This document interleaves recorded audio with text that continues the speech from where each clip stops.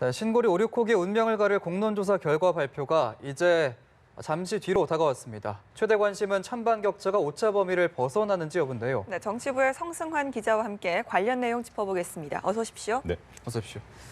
자, 이제 오늘 결과 발표가 마지막 절차인 거죠? 네, 그렇습니다. 3개월 정도 숨가쁘게 달려왔다라고 얘기를 할 수가 있겠는데요. 예. 지난 주말에 2박 3일간 합숙 토론을 공론화위에서 시민 참여단을 상대로 진행을 했고 여기서 마지막 치열한 논리 경쟁을 벌인 끝에 마지막 절차로서 4차 조사를 진행을 했습니다. 그 결과를 이제 발표를 하게 되는 건데요. 예. 오늘 아침에 이제 최종 권고안을 심의 의결을 했기 때문에 확정은 된 상태입니다. 그것을 잠시 뒤에 10시에 정부 서울청사에서 발표를 하게 되는 거고요. 예. 예. 발표를 한 뒤에 이제 오전 11시에 이낙연 국무총리에게 권고안을 최종적으로 전달을 하게 됩니다. 예. 예, 뭐 여러 가지 이야기가 참 많이 나왔습니다만 일단 권고안 작성 과정도 상당히 철저한 보안 속에 진행이 됐다고요. 네, 그렇습니다.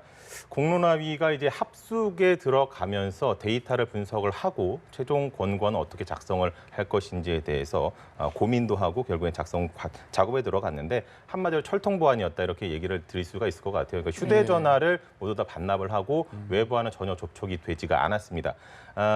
본다고 한다면 공론조사에 총 46억 원 정도가 투입이 됐거든요. 예. 이게 사전에 조금이라도 유출이 된다고 한다면은 공론조사가 무의로 돌아갈 가능성이 굉장히 높고 예. 사실 그 자료집을 처음에 시민참여단에게 전달을 할 때 그 초안이 유출된 것을 놓고도 공정성 시비에 휘말렸었거든요. 예. 그런 부분에서 본다면 상당히 보안이 중요할 수밖에 없었고 그것을 위해서 상당히 그 보안을 철저하게 지켰다라고 좀 말씀을 드릴 수가 있겠습니다. 예. 그리고 청와대 역시도 이와 관련해서 보고받은 것은 전혀 없다. 사실 많은 기자들이 관측을 했던 것이 아무래도 청와대에서 대응을 좀 하기 위해서는 공론화위에서 어느 정도 간략한 흐름이라도 보고를 받지 않았겠느냐 이렇게 좀 의혹을 가졌습니다만 이에 대해서 청와대는 아니었다라고 부인을 한 상황입니다. 예, 결과를 지켜봐야 되겠군요.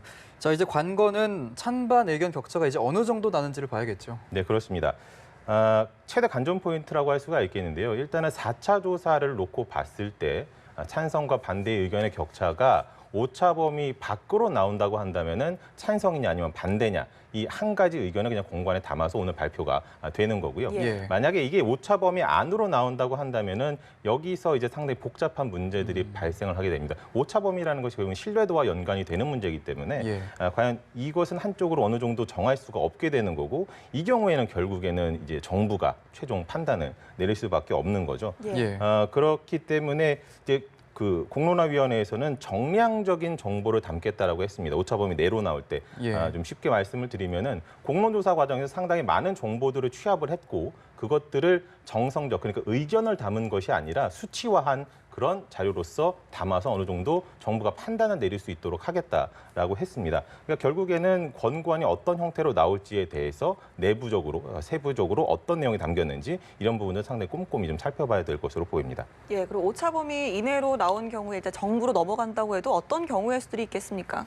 일단은 오차 범위 내 초박빙이 나타날 경우에는 당연하게 좀 불가피하게 찬반 갈등이 격화될 수밖에 없을 것 같고요. 예. 그렇다면 이제 4차 조사가 오차 범위 내라고 하면 그때 이제 1차, 2차, 3차 조사를 종합해서 권고안을 담게 되는데 이 흐름이 어떻게 바뀌었느냐가 상당히 중요한 관전 포인트가 될 것 같습니다. 그러니까 만약에 1차부터 4차까지가 어느 정도 한쪽 편으로 약간은 기울어져서 오차 예. 범위 내지만 뭐 건설 중단이다 아니면 재개다 한쪽으로 이어져서 공통된 흐름을 나타냈다고 한다면은 그건 역시도 어느 정도 정부 판단에 도움이 될 수 있다라고 판단하고 권고안에 담을 수도 있겠습니다만 예. 이것들이 왔다 갔다 했다라고 한다면은 이때부터는 상당히 그 신뢰도에 대해서 또 어느 정도 정당성에 대해서 어느 정도 문제 제기가 있을 가능성이 굉장히 높아서 그런 1차의 4차의 흐름도 상당히 좀 유익 있게 볼 필요가 있을 것 같고요. 예. 그리고 이제 또 하나 관건이 이제 상대 측에서 과연 그것을 수용할 수 있겠느냐, 거기에 대한 설득 작업 부분들도 상당히 중요할 것 같고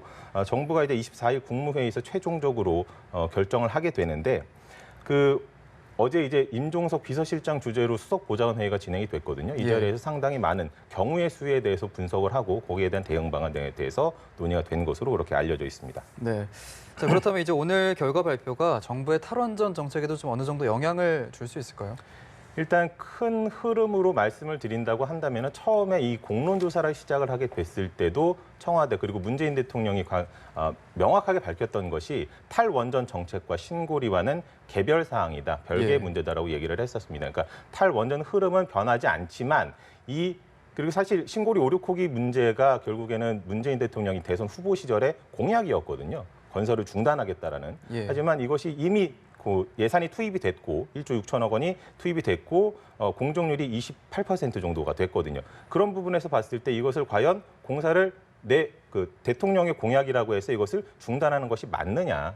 그 예산이 들어간 부분에 있어서 그래서 이것을 국민들의 의견을 담아서 결정을 하겠다라고 했기 때문에 탈원전의 흐름에는 영향을 안 미친다는 것이 청와대의 설명입니다만 예. 사실상 어떤 정부가 정책을 추진함에 있어서 의지도 중요하겠습니다만 여론이라는 것을 무시할 수가 없거든요. 예. 그렇다고 본다면 이번에 만약에 공사 중단이 된다라고 중단 결론이 나온다고 한다면 이제 정부의 탈원전 정책이 좀 더 탄력을 받을 수가 있게 될 것이고 예. 만약에 공사 재개가 나온다고 한다면은 이 역시도 결국엔 더 연장을 시켜서 결국 탈원전도 폐기해야 된다라는 여론이 생길 가능성도 또 배제를 할 수가 없고요. 예. 그리고 오차범위 내로 나올 경우에는 상당히 좀 진통이 오래 가지 않을까 이렇게 좀 조심스럽게 예측을 해볼 수 있을 것 같습니다.